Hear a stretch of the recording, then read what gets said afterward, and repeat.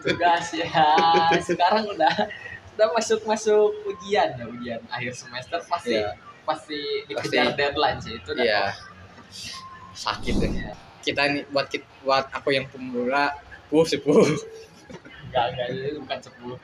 Bisakah Akang menjelaskan secara lebih? Jadi UCS akan eksplorasi jalur-jalur yang ada di yang ada, lalu memilih jalur yang memiliki. Selamat datang kembali di dunia algoritma yang mengajak Anda menyelami dunia yang menarik di balik algoritma yang mengatur kehidupan kita sehari-hari.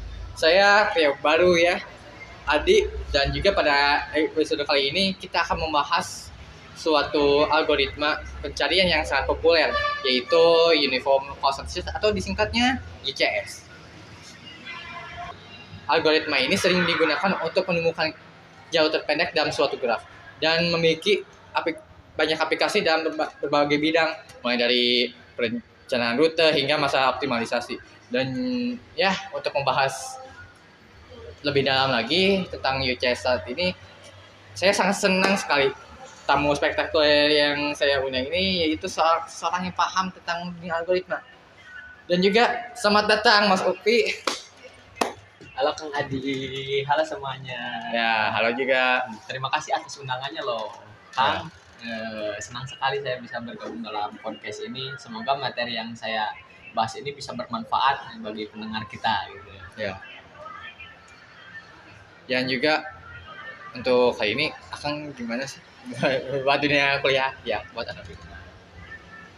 Kabar saya berarti. Ya, kabar saya. Kabar saya alhamdulillah baik. Ya. Sehat. Terus buat tugasnya gimana, Kang? Tugas ya, sekarang udah masuk ujian ya, ujian akhir semester pasti Ya. pasti dikejar deadline sih itu udah. Iya. Sakit ya. Ya. Sakit secara mental gitu. Sakit secara mental, fisiknya kan gadang, terus SKS pula kan. Terus Iya. tembus malam tuh. Dan juga ya, terima kasih buat meluangkan waktu untuk kita ya, Kang Luffy. Sama-sama. Oke nih, buat kita nih, buat aku yang pemula, sepuh. Enggak itu bukan 10. Bisakah Akang menjelaskan secara lebih sederhana apa itu sih UCS? Ya, saya juga terima kasih sudah diundang di sini gitu. Untuk UCS adalah algoritma yang digunakan untuk mencari jalur terpendek dalam suatu graf. Bayangkan sebuah graf nih sebagai peta jalan, di mana setiap titiknya itu merupakan sebuah kota, dan setiap garis-garisnya itu jalan yang menghubungkan antar kota itu. UCS akan mencari jalur dengan total jarak atau biaya yang rendah dari titik awal ke titik tujuannya itu. Iya. Kayak gitu ya. Jadi UCS itu kayak cari jalan terpendek dalam suatu labirin ya. Betul, Kang. Betul, Kang. Jadi UCS akan mengeksplorasi jalur-jalur yang ada, selalu memilih jalur yang memiliki biaya terendah gitu. Iya. Menentukan tujuan akhir. Jadi untuk kayak selain aplikasi peta gitu ya, di mana lagi kita bisa menemukan penerapan UCS dalam kehidupan sehari-hari gitu. Oh, jadi kayak contoh algoritma UCS ini dalam kehidupan sehari-hari itu banyak sih, Kang. Banyak. Misalnya aja ya kan, misalnya itu kita tuh perencanaan rute pengiriman barang misalnya. Itu kan perusahaan logistik menggunakan algoritma UCS tuh sebenarnya itu untuk menentukan rute mana yang paling efisien agar barang bisa sampai ke tempat tujuan dengan cepat dan biaya yang paling minimal. Selain itu juga UCS digunakan dalam bidang robotika, jaringan komputer, dan bahkan dalam game juga, Kang. Ya. Saya mah pemain Half-Life tapi jadi ya gak ada map gitu. Ada, Kang, di buka itu. Iya, tapi mau. Walau baik ke topik awal. Ya. Walau terdengar sederhana gitu ya, pasti ada gitu tantangan dalam ini yang pakai UCS gini. Pasti ada Kang. Ya benar pasti ada. Salah satu tantangan utama dalam UCS ini pas grabnya yang kita hadapi itu gede besar.